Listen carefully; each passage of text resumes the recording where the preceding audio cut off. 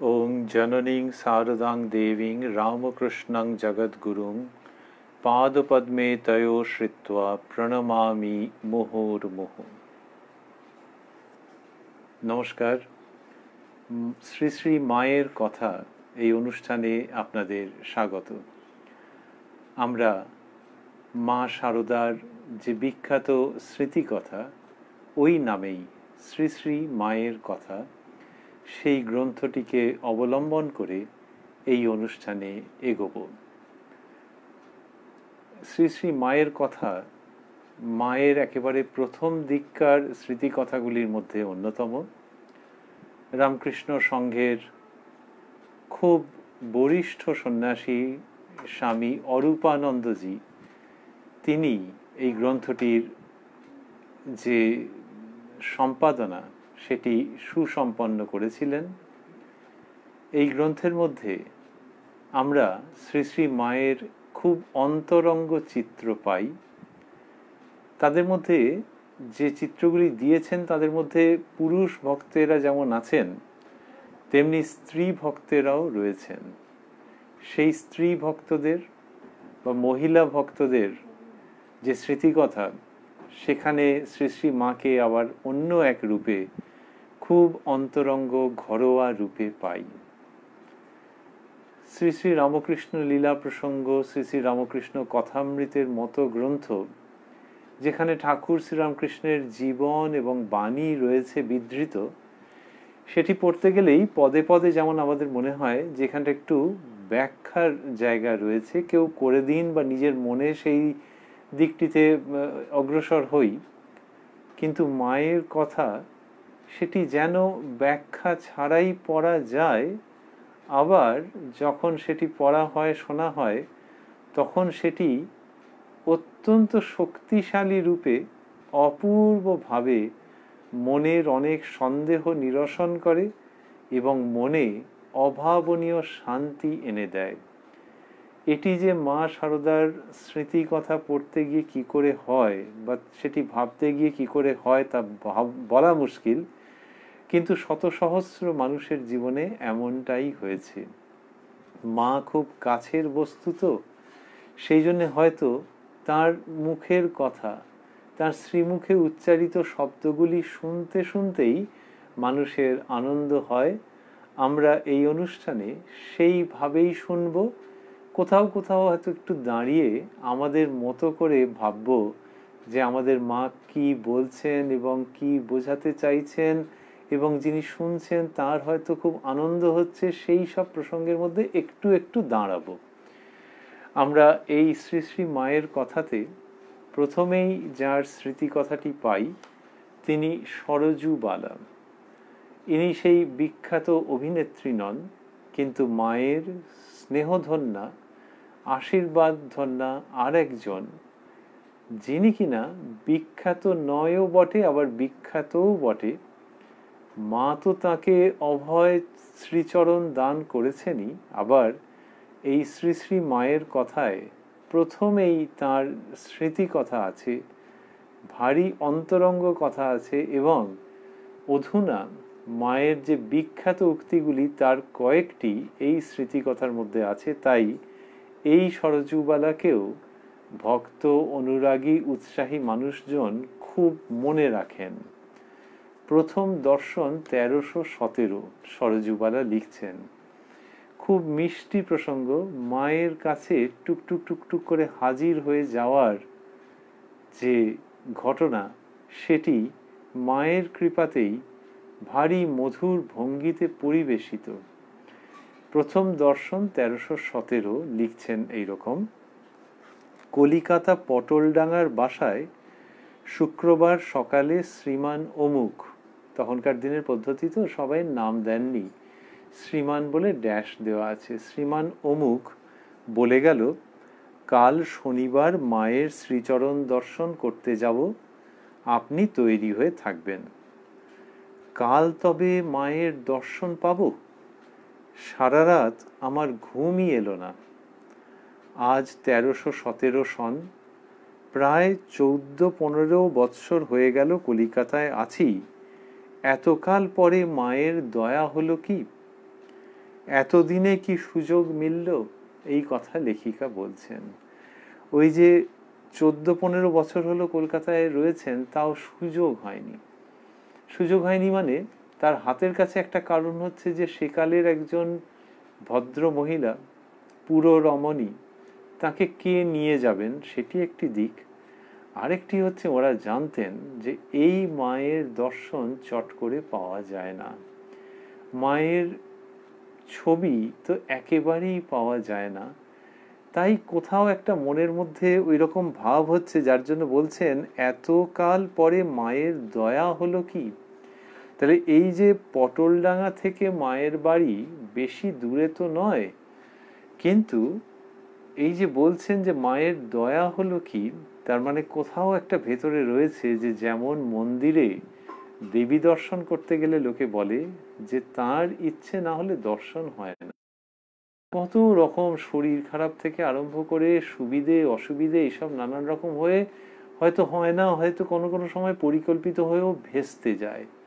সেই জন্যে কাউকে ক্লাস নিয়ে বোঝাতে হয় না, কিন্তু লোকে বলে থাকে মায়ের দর্শন পেয়ে, সেটি কলকাতায় হোক, এই বঙ্গে হোক, ভারতবর্ষের কোথাও হোক, কত দেবী পীঠে মানুষ উপস্থিত হয়েছেন, দেবী মন্দিরে উপস্থিত হয়েছেন, এবং বিপুল বিশ্বাসের সঙ্গে মুখ দিয়ে অজান্তেই বেরিয়ে গেছে যে মায়ের ইচ্ছে হলো তাই আসতে পারলাম। অথচ খোঁজ নিলে হয়তো দেখা যাবে তার পয়সা কড়ির অভাব নেই, তার লোকবলের অভাব নেই, কিন্তু তবু ভেতরে কেন যে মনে হয় এটি বলা যায় না, কিন্তু মনে হয়। ইনিও বলছেন এতকাল পরে মায়ের দয়া হলো কি, এতদিনে কি সুযোগ মিলল। পরদিন বৈকালে গাড়ি করে সুমতিকে ব্রাহ্ম বালিকা বিদ্যালয় হতে নিয়ে শ্রী শ্রী মায়ের শ্রীচরণ দর্শন করতে চললুম। কি আকুল আগ্রহে গিয়েছিলুম তা ব্যক্ত করার ভাষা জানি না। গিয়ে দেখি মা বাগবাজারে তাঁর বাড়িতে ঠাকুর ঘরের দরজার সামনে দাঁড়িয়ে আছেন। তো বাগবাজারে মায়ের বাড়ি, সেইখানে বলছেন যে ঠাকুর ঘরে দরজার সামনে দাঁড়িয়ে আছেন। এক পা চৌকাঠের উপর, অপর পা পাপোশখানির ওধারে, মাথায় কাপড় নেই, বাঁ হাতখানি উঁচু করে দরজার উপর রেখেছেন, ডান হাতখানি নিচুতে, গায়েরও অর্ধাংশে কাপড় নেই, এক দৃষ্টে তাকিয়ে আছেন। এই গিয়ে শ্রী শ্রী মাকে প্রথম দর্শন। এটি শুধু যে সরজুবালার প্রথম দর্শন তাই নয়, মায়ের কথা, শ্রী শ্রী মায়ের কথা গ্রন্থেও এটি সেই অর্থে প্রথম দর্শন। এবং বহু মানুষের জীবনেও আবার, যারা হয়তো এই বই হঠাৎ পেয়েছেন, কেউ উপহার দিয়েছেন, কেউ বলেছেন বলে কিনে এনেছেন, এই দৃশ্যটির দ্বারা বহু মানুষের জীবনে মায়ের প্রথম দর্শন। সেই দর্শনটি কতদূর অনাড়ম্বর এবং মধুর এবং গভীর সম্ভাবনা বহ, সেটি বোঝা যায়, আন্দাজ করা যায়। তো লিখছেন, এক পা চৌকাঠের উপর, অপর পা পাপোশখানির ওধারে, মাথায় কাপড় নেই, বাঁ হাতখানি উঁচু করে দরজার উপরে রেখেছেন, এক দৃষ্টে তাকিয়ে আছেন। এইরকম হচ্ছেন মা, যে কার প্রতীক্ষায় যেন তাকিয়ে আছেন। কিন্তু লেখিকা বলছেন এক দৃষ্টে তাকিয়ে আছেন। গিয়ে প্রণাম করতেই পরিচয় নিলেন। সুমতি বললে, আমার দিদি। এই যে একটু আগে সুমতির কথা হয়েছে, পরদিন বৈকালে গাড়ি করে সুমতিকে ব্রাহ্মবালিকা বিদ্যালয় হতে নিয়ে শ্রী শ্রী মায়ের শ্রীচরণ দর্শন করতে চললুম। তা সেই সুমতি বলছেন যে আমার দিদি, সে পূর্বে কয়েকদিন গিয়েছিল, তখন মা একবার, সে পূর্বে কয়েকদিন গিয়েছিল, তখন মা একবার আমার দিকে চেয়ে বললেন, এই দেখো না, এদের নিয়ে কি বিপদে পড়েছি। ভাইয়ের বউ, ভাইজি, রাধু সব জ্বরে পড়ে, কে দেখে কে কাছে বসে ঠিক নেই, বসো আমি কাপড় কেচে আসি। এরকম ভাবে মা বলছেন যেন কতদিনের পরিচিত, যেন কথাটাও ঠিক ব্যবহার করতে সংকোচ লাগে, যে যেন বললে মনে হয় যে হতেও পারে নাও হতে পারে। কিন্তু এখানে হচ্ছে যে সত্যি সত্যিই পরিচিত এবং স্ট্রেট মা নিজের সুবিধে অসুবিধের কথা বলছেন। আর বলছেন এই দেখো মা, এদের নিয়ে কি বিপদে পড়েছি। এইটা শ্রী শ্রী মায়ের একটা নিজস্ব ভঙ্গি, যে সংসারী মানুষ যে সংসারে অনেক অসুবিধার মধ্যে থাকে, তো মা সংসারের মধ্যে ছিলেন আর আপাতভাবে এই কথাটা বলছেন যে কি অসুবিধাতেই পড়েছি, তার আবার অসুবিধে কি, কিন্তু তিনি বলছেন লোকে তো দেখছে সত্যি যে ওরে বাবা, এক একজনের এক এক রকমের দাবি মায়ের উপরে, তো সেরকম ভাবে লোকে দেখছে। আর কি হচ্ছে, আর হচ্ছে ওই রকম বলা মানে যে কি বিপদেই পড়েছি, তাহলে কি বিপদে পড়েছি মা যে বলছেন, তাহলে যিনি শুনছেন তার পক্ষেও এইটির সঙ্গে নিজেকে একাত্ম বোধ করতে খুব সুবিধে হবে, কেননা যিনি সংসারের মধ্যে রয়েছেন তার তো সত্যি কত রকমের ঝুট ঝামেলা আমরা বলে থাকি, কত রকমের বিপদ। আর মাও প্রথম দর্শনেই এই কথা বললেন। সেই আপাতত বিপদটি কি বললেন, ভাইয়ের বউ, ভাইজি, রাধু সব জ্বরে পড়ে। এই রাধুদি, মায়ের ভ্রাতৃবধূ, এদের সব দর্শনও পাওয়া যাচ্ছে এইখানে এই প্রসঙ্গে, এই স্মৃতিচারণের মধ্যে। ভাইয়ের বউ, ভাইজি, রাধু সব জ্বরে পড়ে, কে দেখে কে কাছে বসে ঠিক নেই, বসো আমি কাপড় কেচে আসি। আমরা বসলুম। কাপড় কেচে এসে 2 হাত ভরে জিলিপি প্রসাদ এনে দিয়ে বললেন, বৌমাকে, অর্থাৎ সুমতির কথা বলছেন, বৌমাকে দাও, তুমিও নাও। সুমতিকে শীঘ্র স্কুলে ফিরতে হবে, তাই সেদিন একটু পরেই প্রণাম করে বিদায় নিলুম। তাহলে বোনকে নিয়ে গেছেন, তার ফিরতে হবে, তাই তাকে নিয়ে তাড়াতাড়ি করে চলে এসছেন। আর শ্রী শ্রী মা তার আগে জিলিপি খেতে দিয়েছেন। তাই বলছেন যে তাই সেদিন একটু পরেই প্রণাম করে বিদায় নিলুম। মা বললেন, আবার এসো। এই 5 মিনিটের জন্য দেখা, আশা মিটল না, অতৃপ্ত প্রাণে বাসায় ফিরলুম। তা বলছেন এই যে 5 মিনিটের জন্য দেখা, এতে আশা মিটল না। কেন যে আশা মিটল না এই ব্যাখ্যা করা যাবে না, কিন্তু এটি ভাবতে ভালো লাগে যে একেবারে সরল সাদাসিধে পরিবেশ, সেইখানে শ্রী শ্রী মা রয়েছেন। আর সরযুবালা গিয়ে উপস্থিত হয়েছেন, মা ওই বড়জোর একটু এসে জিলিপি খাইয়েছেন, কিন্তু তার কাছে যেতে ইচ্ছে করছে। 5 মিনিটে মনে হচ্ছে যে আশা মিটল না। আর কি হচ্ছে, আর হচ্ছে যে মা আবার সব নিজের অসুবিধের কথা বলেছিলেন, তার কাছেই আবার যেতে ইচ্ছে করছে। কি বললেন, বললেন যে ভাইয়ের বউ, ভাইজি, রাধু সব জ্বরে পড়ে। তাহলে যিনি কিনা এরকম একটা অসুবিধার মধ্যে রয়েছেন, তার কাছে আবার যেতে ইচ্ছে করছে, আর মনে হচ্ছে যে 5 মিনিটে আশা মিটল না। এই হচ্ছে আকর্ষণ, যেটিকে ব্যাখ্যা করা যায় না। শ্রীরামকৃষ্ণ বলতেন অহৈতুকী ভালোবাসা, যে কেন যে ভালোবাসছেন বোঝা যাচ্ছে না, এবং সেই ধারাতেই ইনি কেন যে আকর্ষণ বোধ করছেন ভাবা যাচ্ছে না। যদিও ঠাকুর শ্রীরামকৃষ্ণের ক্ষেত্রে প্রথম দিন যখন দর্শন করেছিলেন তাকে মাস্টার মশাই বা শ্রীযুক্ত মহেন্দ্রনাথ গুপ্ত মহাশয়, তখন যে চলে এসেছিলেন, সেই দিনকে 5 মিনিটের একটু বেশিই ছিলেন তিনি। আসার সময়ও ঠাকুর শ্রীরামকৃষ্ণ বলেছিলেন আবার এসো। এখানেও দেখতে পাচ্ছি মা এই প্রথম দর্শন যেদিনকে দিচ্ছেন সরযুবালাকে, সেদিন বলছেন আবার এসো। এরও ভেতরটাতে একটা কেমন করছে, আর মনে হচ্ছে এই 5 মিনিটের জন্য দেখা, আশা মিটল না, অতৃপ্ত প্রাণে বাসায় ফিরলুম। প্রায় ওই মাস্টারমশাইয়ের মতো উক্তি যিনি বলেছিলেন, এ সৌম্য কে যার কাছে আবার ফিরে আসতে ইচ্ছে হচ্ছে। ইনিও বলেছেন আবার আসতে, কাল কি পরশু একবার আসবো। এই যে শ্রীরামকৃষ্ণের যে আকর্ষণ, এখানে দেখছি মায়ের আকর্ষণ। অবশ্য শ্রীরামকৃষ্ণের ক্ষেত্রে একটা ব্যাপার ছিল যে মাস্টারমশাই প্রথম যেদিনকে গেছেন, সেই দিনকে গিয়ে দেখছেন যে শ্রীরামকৃষ্ণ তার ছোট খাটটির উপরে বসে ঈশ্বরীয় কথা বলছেন, ভগবত কথা বলছেন, এবং দেখে মনে হয়েছিল যে সাক্ষাৎ সুখদেব বা শ্রী চৈতন্য কথা বলছেন। আর মাস্টারমশাই দেখেছিলেন এক ঘর লোক বসে সেই কথামৃত পান করছেন। ওই পরিবেশটার মধ্যে একটা গমগমে আধ্যাত্মিকতা ছিল। হয়তো অল্প লোক, কিন্তু ঠাকুর শ্রীরামকৃষ্ণ ঈশ্বরীয় কথা বলছেন, এবং তাকে দেখেই শুকদেব বা শ্রী চৈতন্য মনে হলো। ওই যে একটা রিলিজিয়াস সামথিং, একটা রিলিজিয়াস ওয়েটি অ্যাটমসফিয়ার, ওজন আছে সেই পরিবেশের, একটা রিলিজিয়াস গ্ল্যামার, গ্ল্যামার মানে স্পিরিচুয়াল অর্থে, যে তিনি বলছেন এবং বোঝাই যাচ্ছে যে যারা শুনছেন তারা মোটামুটি গণ্যমান্য ব্যক্তি। আর শ্রীরামকৃষ্ণ বলছিলেন যে যখন একবার হরি কি রাম নাম বলতে গেলে এই সব বলছিলেন, যে রোমাঞ্চ হয়, তার মানে একেবারে ধর্ম জগতের কথা বলছিলেন। সুতরাং মাস্টারমশাইয়ের যে ভালো লাগা, তার মধ্যে যেমন শ্রীরামকৃষ্ণের আকর্ষণ, তার সঙ্গে সঙ্গে একটু ঐশ্বর্যের দিকও ছিল। এই আধ্যাত্মিক ঐশ্বর্য যে শ্রীরামকৃষ্ণ এরকম বলছেন, ওইসব কথা বলছেন, এবং দেখে তাকে শুকদেব কি শ্রীচৈতন্য মনে হয়েছে।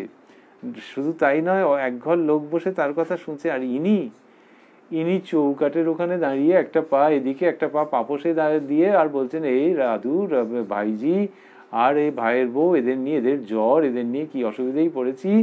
আর বললেন যে বসো, আমি কাপড় কেচে আসি। তাহলে ওই রকম বিখ্যাত কেউ ধর্মপুরুষ বা ধর্ম মানবী বলে মনে হয় না, বসে একটু কাপড় কেচে আসি। আর তারপরে একটু জিলিপি দিয়েছেন, ঠাকুর ওইসব কিছু দেননি। তো ইনি জিলিপি দিয়েছেন, কিন্তু তা হলেও এইরকম আকর্ষণ কি করে তৈরি হচ্ছে যাকে, সেটা তো আর এই প্রসাদের জন্য হচ্ছে না, প্রসাদ তো হয়েই গেছে। তাহলে কেন বললেন যে এই 5 মিনিটের জন্য দেখা আশা মিটল না? তো তার মানে হচ্ছে এনার আকর্ষণ বিশাল আকর্ষণ, আর এনার আকর্ষণের মধ্যে কোনো ঐশ্বর্য নেই। জননী শারদামণি সম্পর্কে স্বামী প্রেমানন্দজি মহারাজ চিঠিতে লিখেছিলেন যে ঐশ্বর্য লুপ্ত মহাশক্তিময়ী মা, যে তার মধ্যে, ঠাকুরের মধ্যে তবু বিদ্যার ঐশ্বর্য ছিল। বিদ্যার ঐশ্বর্য মানে ঠাকুরের ভাব, সমাধি, নানান রকমের শারীরিক পরিবর্তন ধর্মের ভাবে, সেই সবগুলো মায়ের মধ্যে কিচ্ছু নেই। একই মহাশক্তি স্বামী প্রেমানন্দজি লিখছেন। এইখানে দেখতে পাচ্ছি যে একে যে শ্রী শ্রী মা আকর্ষণ করছেন, সেইখানে ওইটি হচ্ছে যে যিনি কাপড় কেচে আসি এইসব কথা বলছেন, আর একটা হাত দরজার ওই চৌকাঠের ওখানে দাঁড়িয়ে রয়েছেন, অত্যন্ত স্বাভাবিক যে তার রূপ। শ্রীরামকৃষ্ণ বলছেন যে ও সারদা সরস্বতী, আর কি বলছেন যে পাছে রূপ ঢেকে এসেছে, পাছে লোকের অকল্যাণ হয়, তাই এইসব কথা বলছেন। তাই অতি সাধারণ রূপে যে মা, সেই তার মধ্যে থেকে অসাধারণ আকর্ষণী শক্তি যে রয়েছে বুঝতে পারা যাচ্ছে, যার জন্য ইনি এরকম বলছেন। আর কি, আর হচ্ছে যে ওই যে 5 মিনিটে ঠিক মন ভরছে না, আশা মিটল না, তার মানে এই যে মাকে যে দেখছেন, এই মা কে এ তো বলা মুশকিল। সরজুবালা হয়তো বলতে পারতেন, অথবা বলতে পারতেন না, যে এই আকর্ষণের হেতু নির্ণয় করা মুশকিল। কিন্তু আমাদের মায়ের কৃপায় ভাবতে ইচ্ছে করে যে এই মা যেমন ভালো, একটি অক্ষরের শব্দ মা, তেমনি আবার তার সঙ্গে একটা বিরাট শব্দ যোগ করে দিলেও ভালো। সেটি কি? সেটি হলো জন্ম জন্মান্তরের মা। ওই যে জন্ম জন্মান্তরের মা, অন্য সন্ন্যাসী বলেছেন, অন্য মানুষের মনে হয়েছে যে ইনি শুধু এই জন্মে সবাই মা বলে ডাকছেন, সাধু ভক্তেরা, আমার পাড়া প্রতিবেশীরা, আগে যারা গেছেন, সেই জন্যে নয়। দেখে মনে হচ্ছে ইনি সত্যিকারের মা এবং জন্ম জন্মান্তরের মা। তার মানে কি? তার মানে হচ্ছে যে অন্যান্য জন্মে যারা মা ছিলেন তারা সব এরই অংশভূত। এইরকম একটা মনে হচ্ছে যে আগের যত জন্ম ছিল সেই মায়েরা সেপারেট এন্টিটি নন, তাদের মধ্যে যে স্নেহ পীযূষ সেটি এর থেকেই উৎপন্ন হয়েছে, এখনো সেই রকম ভাবেই উৎপন্ন হচ্ছে।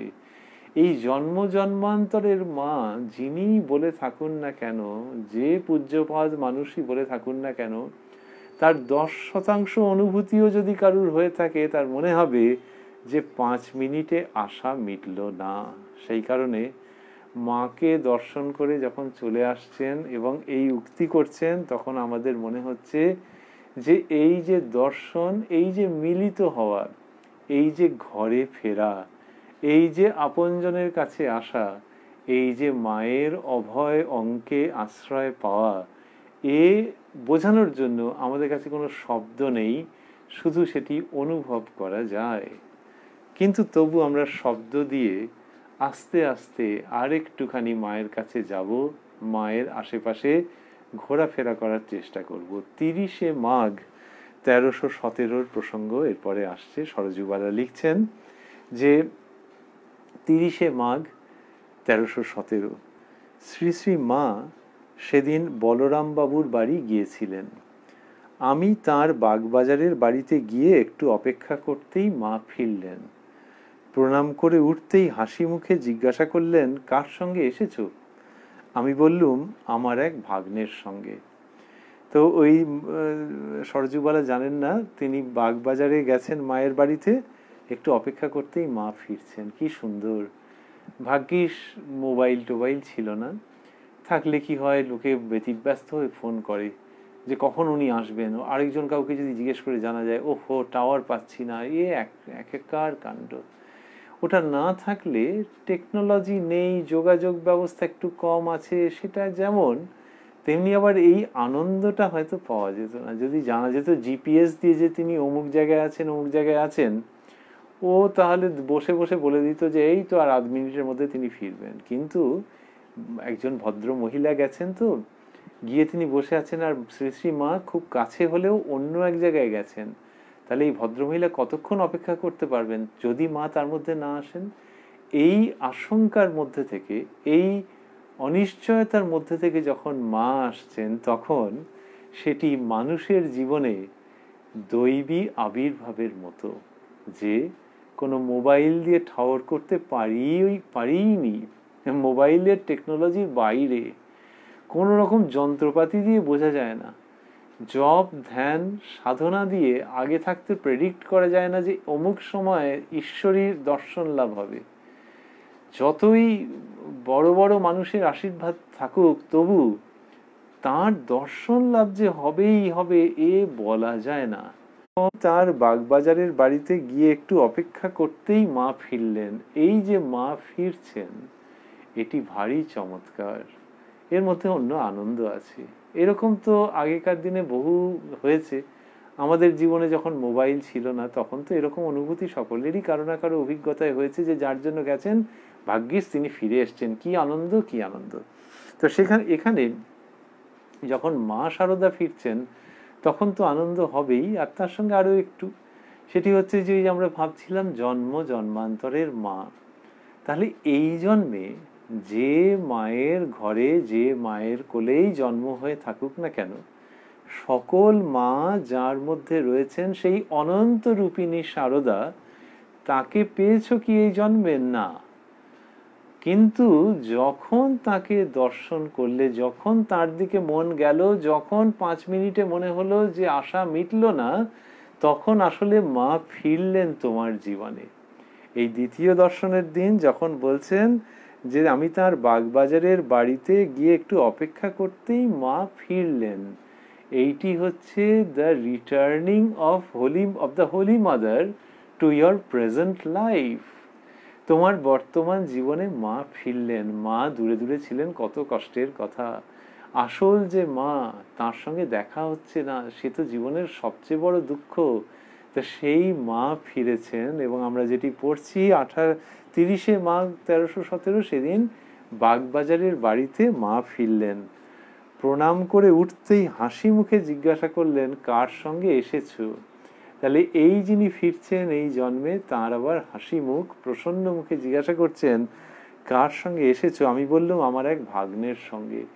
এই যে হাসি মুখে মা জিজ্ঞাসা করছেন, শ্রী শ্রী মায়ের এই হাসি মুখ, এটি প্রায় সর্বত্রই পাওয়া যাচ্ছে যে মা হাসি মুখে বলছেন।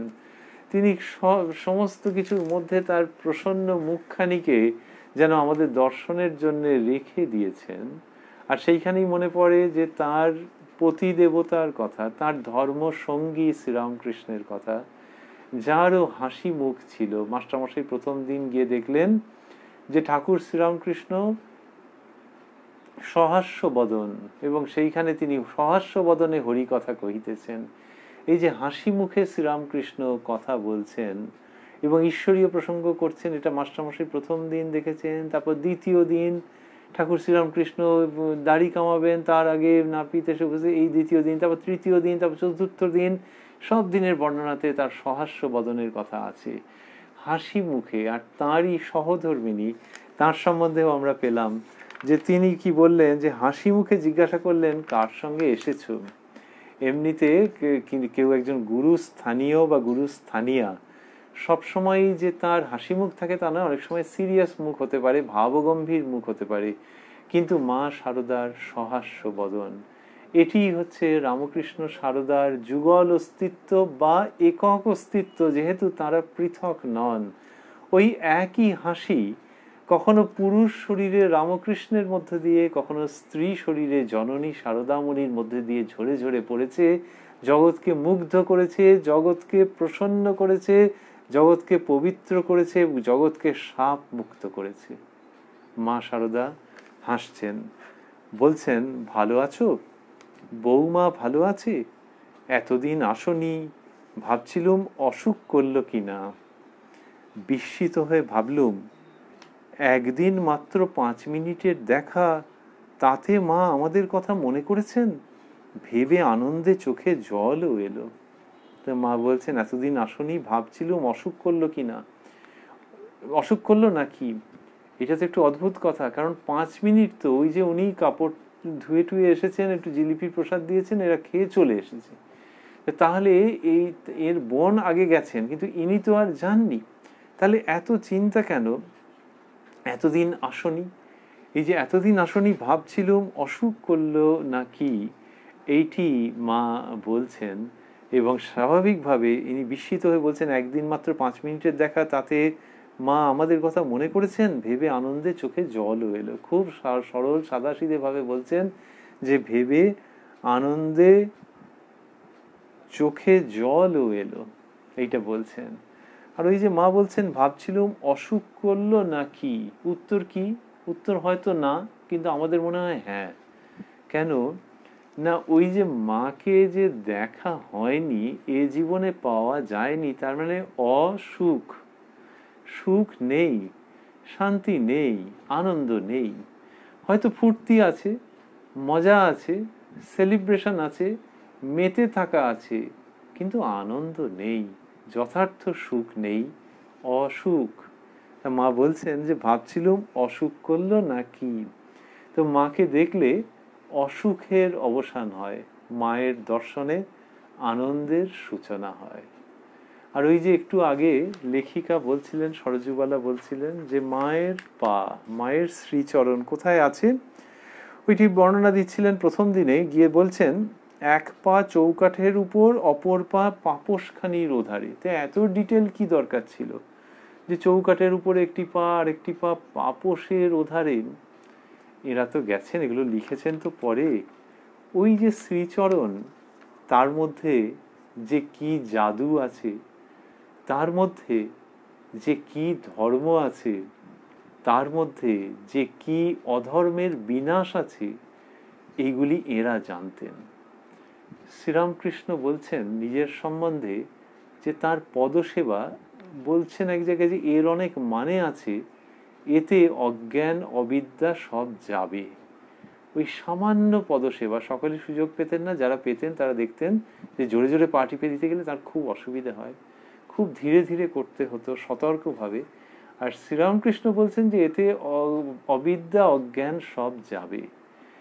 ওই যে তাদের শ্রীচরণ, তার মধ্যে কিছু অন্য আছে, সেটি এই সরজুবালাও নিশ্চয়ই বুঝেছেন। তাই উত্তরকালে যখন লিখেছেন তখন মায়ের শ্রীচরণ দুখানি কোনখানে ছিল সেইটি উল্লেখ করছেন। না হলে আর ওই পাপোশের ওপর রয়েছে এখানে চৌকাঠের এদিকে এইসব কথা কেন বলবেন? এই যে শ্রীচরণ, সেটি খুব আনন্দের, সেটি আশ্রয়ের, ওইটিকেই ধারণ করে জীবনযাপন করা। আর ওটির থেকে বিচ্যুত হলে খুব খারাপ, বিপদ।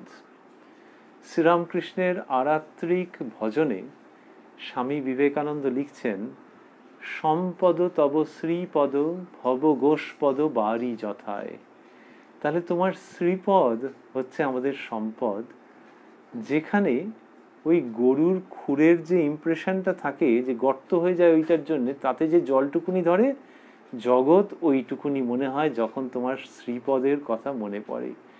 সম্পদ তব শ্রীপদ ভব গোষ্পদ বাড়ি যথায়। এটি লিখছেন। আরেকটি চিঠিতে লিখেছেন স্বামী বিবেকানন্দ যে রাখাল মনে আছে, সেই ওই ঠাকুরের দেহাবসানের কথা বলছেন, যে সেই সময় সেই বিপদে এই সুরেন্দ্র,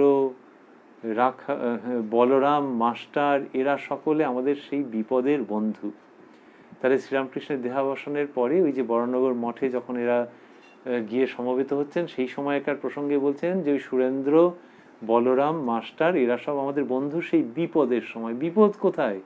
গুন্ডা, বদমাস, জন্তু জানোয়ার, কিছুই তো নয়। তাহলে ওই শ্রীরামকৃষ্ণের শ্রীপদকে অবলম্বন করে বেঁচে থাকার পথে অনেক বাধা আসছে, ওই বিপদ। শ্রীপদ যদি মনে না থাকে, শ্রীপদ যদি হৃদয়ে ধারণ করতে না পারা যায়, তাহলে বিপদ।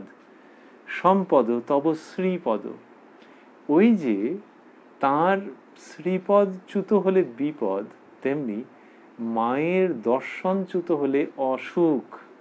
তাই মা যখন বলছেন যে ভাবছিলাম অসুখ করলো নাকি, আমাদের ভাবতে ইচ্ছে করছে যে সত্যি বোধহয় একটু অসুখ, শারীরিক নয় কিন্তু অন্যভাবে ভাবতে গেলে, সার্বিকভাবে ভাবতে গেলে। আর মাকে দেখলেই সর্বসুখ, বিমল আনন্দ, অক্ষয় শান্তি, সেটি ঘটছে লেখিকার।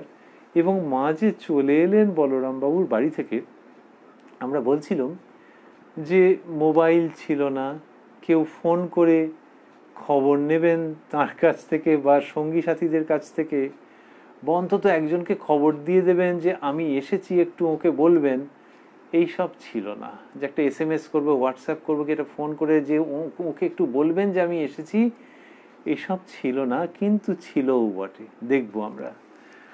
বলছেন লেখিকা, লিখছেন সরজুবালা, বিস্মিত হয়ে ভাবলুম একদিন মাত্র 5 মিনিটের দেখা, তাতে মা আমাদের কথা মনে করেছেন ভেবে আনন্দে চোখে জলও এলো।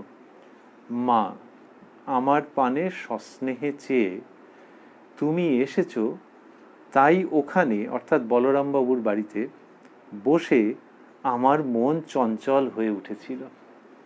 মোবাইল লাগেনি, স্যাটেলাইট কমিউনিকেশন লাগেনি, ফাইবার অপটিক্স লাগেনি, কিন্তু ভেতরের যোগ এমন। মা বলছেন তুমি এসেছো, তাই ওখানে বসে আমার মন চঞ্চল হয়ে উঠেছিল।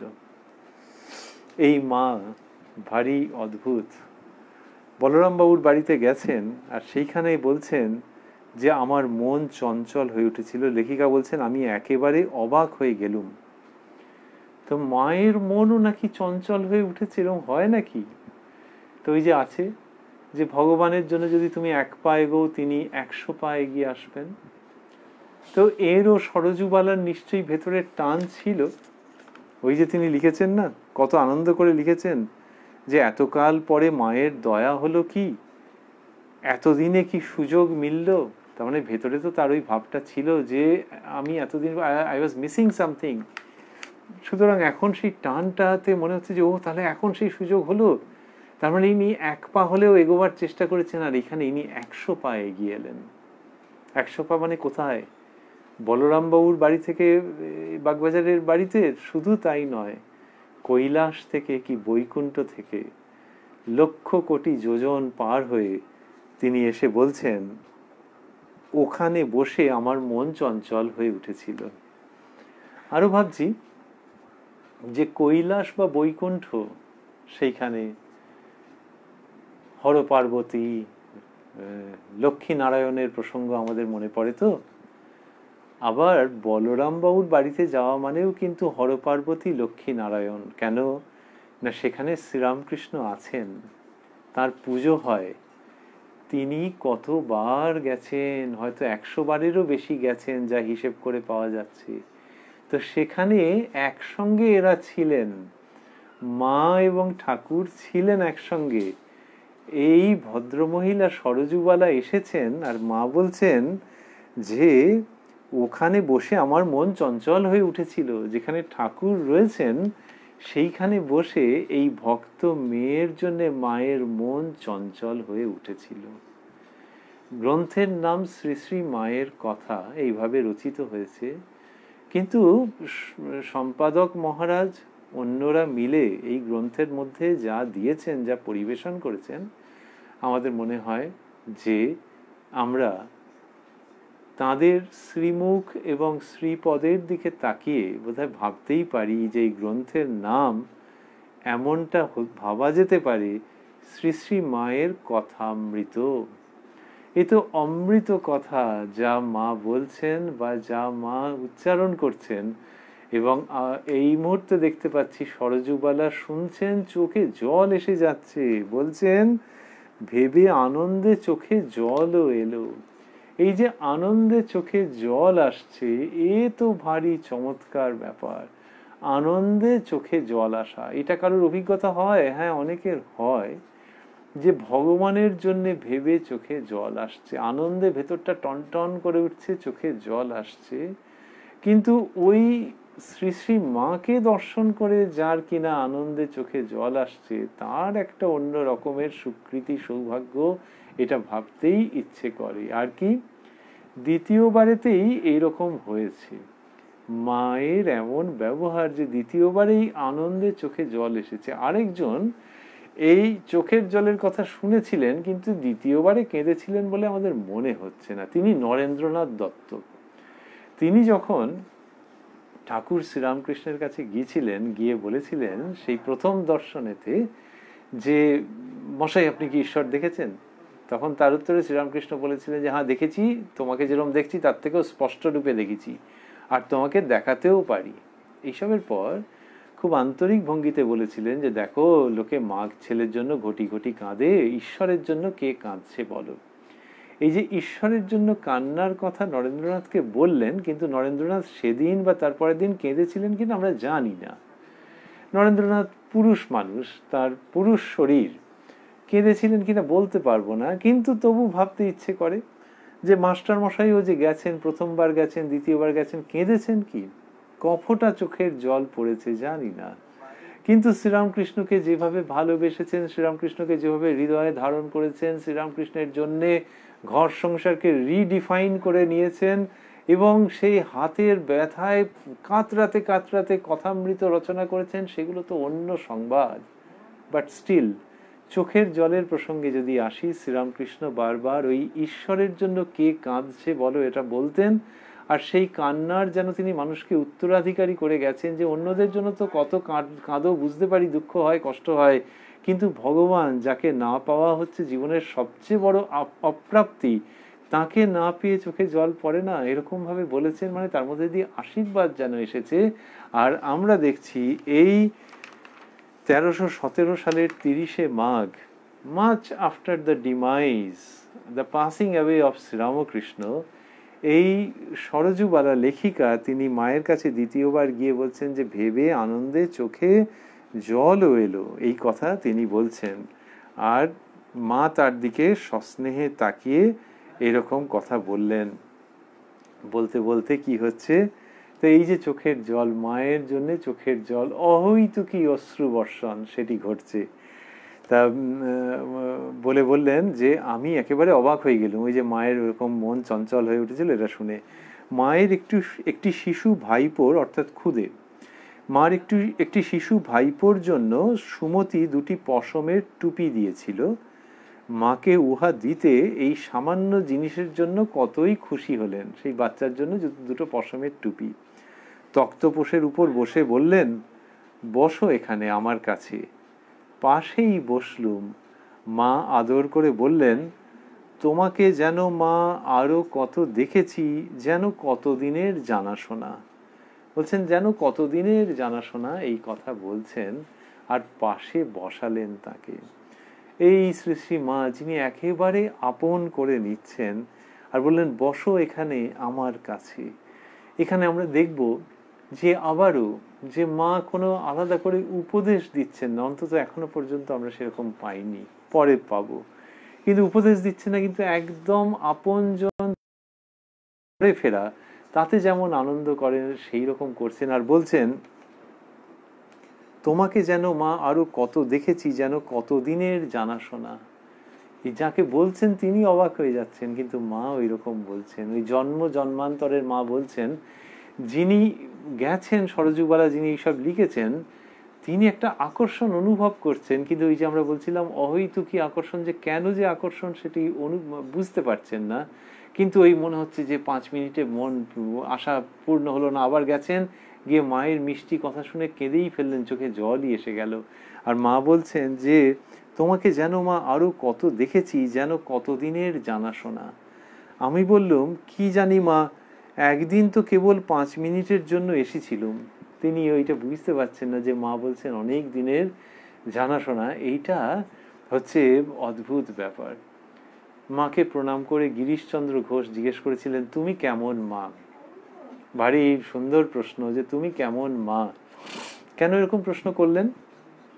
এই যে মা বলা হয়, গিরিশচন্দ্র যে সময় দেখেছেন তখন ঠাকুরের সন্তানেরা তারা সব বলছেন যে মা, এরকম মা বলছেন, তাহলে স্বাভাবিকভাবেই তিনি মা বলে ডাকবেন। একজন ধরা যাক একটা কোনো জায়গায় গেছে, গিয়ে দেখছে যে সবাইকে একজন দাদা বলছে, তাহলে ইনিও কি হবে, ইনিও দাদা বলে ডাকতে আরম্ভ করবেন, যে দাদা আমার একটা অসুবিধা হচ্ছে, আপনার এখানে কি এটা পাওয়া যাবে, দাদা বলে প্রথম থেকেই ডাকতে আরম্ভ করলেন। ইনিও মা বলে ডাকছেন। কিন্তু গিরিশবাবু এতটা সেন্সিটিভ, এতটা তার ভেতরেতে এই ভাবনাটা যাচ্ছে যে মা বলে তো ডাকছি, কিন্তু কি রকম মা। তো ওইটা তার মনের মধ্যে যে এসছে, সেটা হয়তো মায়ের আশীর্বাদেই এসছে। আর আমরা গিরিশবাবুর কাছে চিরকৃতজ্ঞ যে তিনি ওই প্রশ্নটি করেছিলেন যে তুমি কেমন মা। এমনিতে ভাবতে গেলে খুব অকওয়ার্ড কোয়েশ্চেন, যে যাকে শয়ে শয়ে মানুষ মা বলছেন, তাকে আবার গিরিশবাবু জিজ্ঞাসা করছেন যে তুমি কেমন মা। কিন্তু সেটা তো তিনি জিজ্ঞাসা করলেন, এবং তারই উত্তরে শ্রীরামকৃষ্ণের সেই শ্রী শ্রী মায়ের সেই অসামান্য উত্তরটি এলো যে আমি পাতানো মা নয়, ইত্যাদি। তো গিরিশবাবু এই প্রশ্ন করছেন শ্রী শ্রী মাকে, যে ঠিক বুঝে নিতে চাইছেন, তাহলে যাকে কিনা দাদা বলা হচ্ছে সে কিরকম দাদা, সত্যি দাদা নাকি, এটা লোকে আর এক্সপ্লোর করে না। কিন্তু গিরিশবাবু এক্সপ্লোর করছেন যে এই যে মা যে বলছি, আচ্ছা উনিও তো মা বললে সাড়া দেন, উনি নিজেকে কিরকম মা বলে মনে করেন। কেননা ঠাকুরের সঙ্গে সংসার জীবন বলতে তো সেই অর্থে কিছু নেই। তাহলে যে মা বলা হচ্ছে, এটা ঠিক ওনার কাছে এর সিগনিফিকেন্সটা কিরকম, তুমি কেমন মা। কি অপূর্ব প্রশ্ন। আমি পাতানো মা নয়, গুরুপত্নী নয়। গুরুপত্নী নয় বললেন, তার মানে ওই গুরুপত্নীকে মা বলবার তো রেওয়াজ আছে, তো সেই অর্থে মা বলছে। কিন্তু নিজের মা যেরকম হয় সেরকম কি? তাই এই যে মা তো যাকে তাকে এমনিতে ভাবা যায় না। নিজের মায়ের জায়গায় লোকে নিজের মাকে যেরকম ভাবে ভাবে, অন্য কাউকে বিবাহ সূত্রে হয়তো অন্য কাউকে মা বলছে, কিন্তু সেই নিজের মায়ের মতো করে কি 100% বলতে পারে জানি না আমরা। কিন্তু ওই নিজের মায়ের মতো বলা যাবে কিনা, এই জায়গাটা বুঝে নিতে চাইছেন। সেইখানে বলছেন যে পাতানো মা নয়, যে এরকম একটা মা বলে ডাকলেই হলো, ওরকম ভাবে আমায় ভেবো না। কথার কথা মা নয়, কথার কথা যে একটা মা বলে ডাকছে সবাই অতএব মা বলে ডেকে দিল, এরকম ভাবে নয়। গুরুপত্নী নয়, এটা বড় কথা। যে গুরুপত্নীকে মা বলার রেওয়াজ আছে, কিন্তু প্লিজ আমাকে ওইভাবে ভেবো না যে গুরুর সহধর্মিনী বলে মা বলতে হবে। তোমার মা কি কেউ কম নাকি? তাহলে গুরুর পত্নী বলেই মা বলতে হবে, আমাকে ওইরকম ভাবে ভেবো না। পাতানো মা নয়, কথার কথা মা নয়, গুরুপত্নী নয়, সত্য জননী। এইটি মা সারদা দেবী বলছেন, সত্য জননী। তার মানে তোমার মা খাটো হচ্ছেন না, কিন্তু আমি তোমাকে আমার সন্তান রূপে যতটা দেখছি সেটা তোমার মায়ের থেকে কম নয়, সত্য জননী। আর যারা শ্রী শ্রী মায়ের সান্নিধ্যে ওইভাবে এসেছেন তারা দেখেছেন ওই যে শুধু এই জন্মের নয়, জন্ম জন্মান্তরের সকল মাকে একত্র করলে একে ভাবা যায়, এর সান্নিধ্য আস্বাদন করা যায়, বা তার পুরো রহস্যটি বুঝতে পারা যায় যে ইনি জন্ম জন্মান্তরের মা।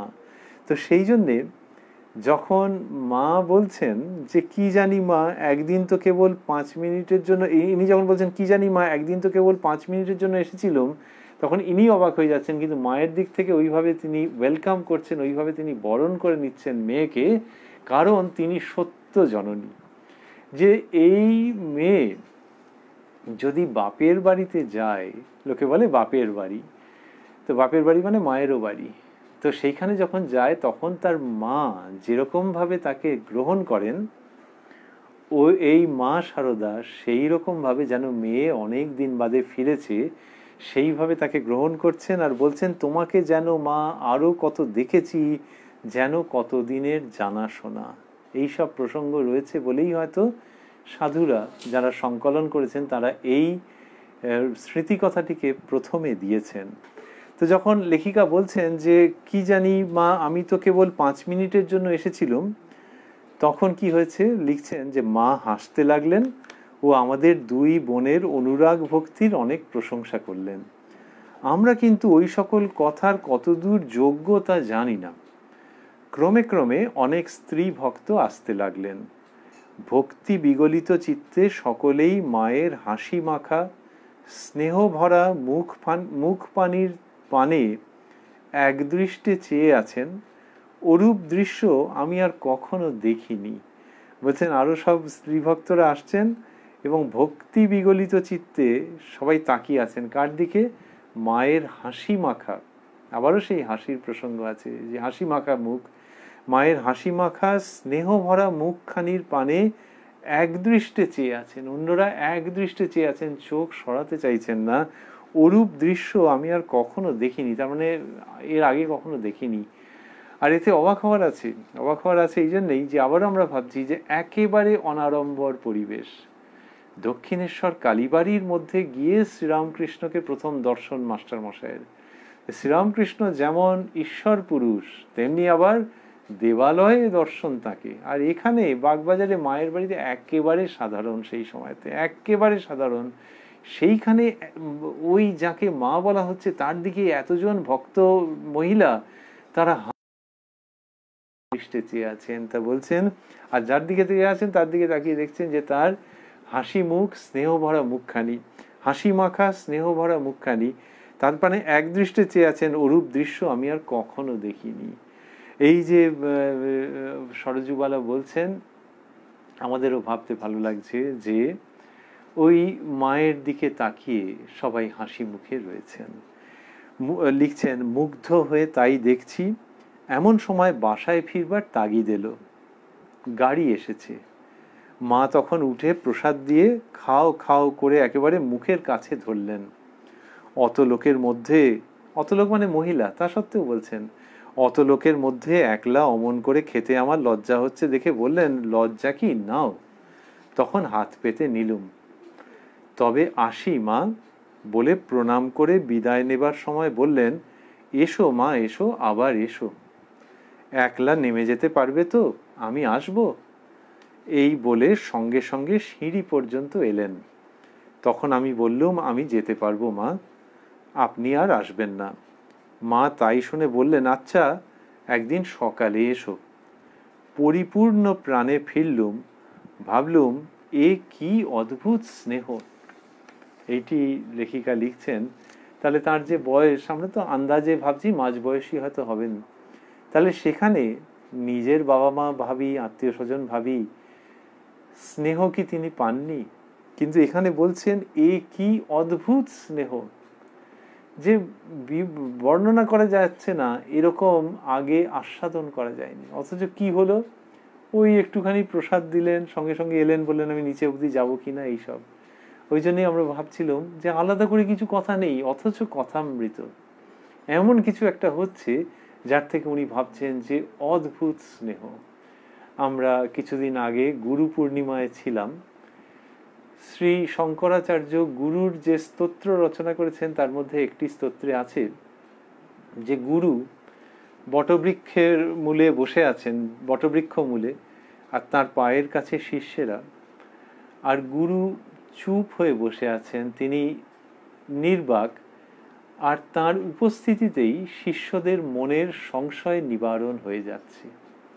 এইরকম একটি গুরুর চিত্র শঙ্করাচার্য স্তোত্রের মধ্যে অঙ্কন করেছেন। যে বটবৃক্ষ মূলে গুরু উপবিষ্ট আর শিষ্যেরা পায়ের কাছে, আর তার উপস্থিতিতেই, তার মানে কি, এই যে এখানে বললেন না একদৃষ্টে চেয়ে আছেন, তো তাকে দর্শন করা মাত্র ভেতরের সমস্ত সংশয়ের নিবারণ হয়ে যাচ্ছে। এই শ্রী শ্রী মা হচ্ছেন সেরকম, যেখানে কিনা ওই তার উপস্থিতি, তিনি তো কিছু ধর্মটর্মর কথা আলাদা করে কিছু বললেনই না, সেটা বলেননি, কিন্তু তার ওই উপস্থিতি, একটু সাধারণ কি কথা বলছেন, তাতে ভেতরের গ্রন্থি খুলে যাচ্ছে, ভেতরে অপূর্ব অমীয় স্নেহের সঞ্চার হচ্ছে, সেটাতে এরা অবাক হয়ে যাচ্ছেন। শুধু শঙ্করাচার্যের রচিত যে দৃশ্য, তার সঙ্গে একটা তফাৎ আছে। ওই গুরুর পায়ের কাছে শিষ্যরা বসেছিলেন, আর এখানে দেখছি যে তক্তপোষের উপর বসে, ইনি আর বটবৃক্ষ মূলে বসেননি, তক্তপোষের উপর বসে বললেন, বসো এখানে আমার কাছে। ইনি অন্য রকম, ইনি ইনফর্মাল, ইনি কোনো আড়ম্বরের মধ্যে নেই, কিন্তু অনাড়ম্বরভাবে যে অনাস্বাদিত পূর্ব জগতের স্বাদ এনে দিচ্ছেন তা অতুলনীয়। ওই তক্তপোষের উপর বসে বলছেন, বসো এখানে আমার কাছে। আজকে আমরা এই পর্যন্তই শুনব, এর পরে অন্য আরেক দিনের দর্শনের কথা আছে। আর শেষ করতে করতে আমরা ভাবছি যে ওই যে সরজুবালা বললেন যে মায়ের ওখানে তিনি কি দৃশ্য দেখলেন, বললেন যে আরো সবাই এসছেন, ক্রমে ক্রমে অনেক স্ত্রী ভক্ত আসতে লাগলেন, ভক্তি বিগলিত চিত্তে সকলেই মায়ের হাসি মাখা স্নেহ ভরা মুখখানির পানে একদৃষ্টে চেয়ে আছেন। অরূপ দৃশ্য আমি আর কখনো দেখিনি। এই যে কথা সরজুবালা বললেন, আমরাও সেটিকেই মনের মধ্যে ধারণ করতে চাইছি। আমরা ধারণ করতে চাইছি কোন দৃশ্যটিকে? ওই যে ভক্তেরা এসেছেন, এখন মহিলারা তো মায়ের কাছে একটু বেশি এন্ট্রি পেতেন, আমরা সেই সময় যাই ঘটে থাকুক না কেন, আজকের দিনে ভাবছি যে মায়ের অন্দরমহলে না হয় মহিলাদের একটু এন্ট্রি বেশি পারমিটেড ছিল, কিন্তু আজকে 2020-তে আমরা বসে ভাবছি যে ওই যে দিনের বর্ণনা সরজুবালা দেবী দিয়েছেন, সেই দিনের যে ভক্তেরা, আমরাও সেখানে উপস্থিত হওয়ার মতো একটা অনুমতি মায়ের কাছ থেকে নিয়ে নিয়েছি। কারণ সেকালের বঙ্গ বলি, কলকাতা বলি, তার নিয়ম কানুন তো ছিল, রীতি রেওয়াজ ছিল, সেই জন্য মায়ের ওই অন্দরমহলে ছিল যে মেয়েরাই যাবে, পুরুষদের অনেক রেস্ট্রিকশন। কিন্তু যিনি বলেছেন আমি মা, সকলের মা, তার কাছে আসলে তো কোনো রেস্ট্রিকশন নেই, ওটা লোকাচারের জন্যে। তাই আজকের দিনে দাঁড়িয়ে আমরা ভাবছি যে আমরাও ওই আনন্দ সভায় উপস্থিত রয়েছি। পরবর্তী দিনে মিলিত হওয়ার আগে পর্যন্ত যেভাবেই হোক এই ভাবটিকে মনের মধ্যে ধারণ করতে চাইছি যে মায়ের ওই অমৃত সভায়, মায়ের ওই শান্তিপূর্ণ আনন্দপূর্ণ যে হাট বাজার, সেইখানে আমরা রয়েছি। কিন্তু সেটা খুব সুবিস্তৃত নয়, সেটা যেন একটা ছোট্ট জায়গার মধ্যে আনন্দের হাট বাজার, সেইখানটিতে উপস্থিত রয়েছি। শ্রী শ্রী মাকে দর্শন করতে পারছি, আমাদের হৃদয় মন ধন্য হয়ে যাচ্ছে। আর দর্শন যখন করতে পারছি তখন কিরকম, ওই যে বললেন মায়ের হাসি মাখা স্নেহ ভরা মুখখানি। অতএব 2020-তে থেকে মায়ের কথাকে অবলম্বন করে আমরা মায়ের বাগবাজারের বাড়িতে পৌঁছে যাচ্ছি এবং মায়ের হাসি মাখা স্নেহ ভরা মুখখানি দর্শন করতে করতে ভাবছি যে তার কৃপায় আবারও আমরা তার শ্রীচরণ প্রান্তে উপনীত হয়ে সেখান থেকে অমৃতের রসদ যেন সংগ্রহ করে নিতে পারি। ওং জননীং শারদাং দেবীং রামকৃষ্ণং জগদ্গুরুং পাদপদ্মে তয়োশ্রিত্বা প্রণমামি মুহুর্মুহুঃ।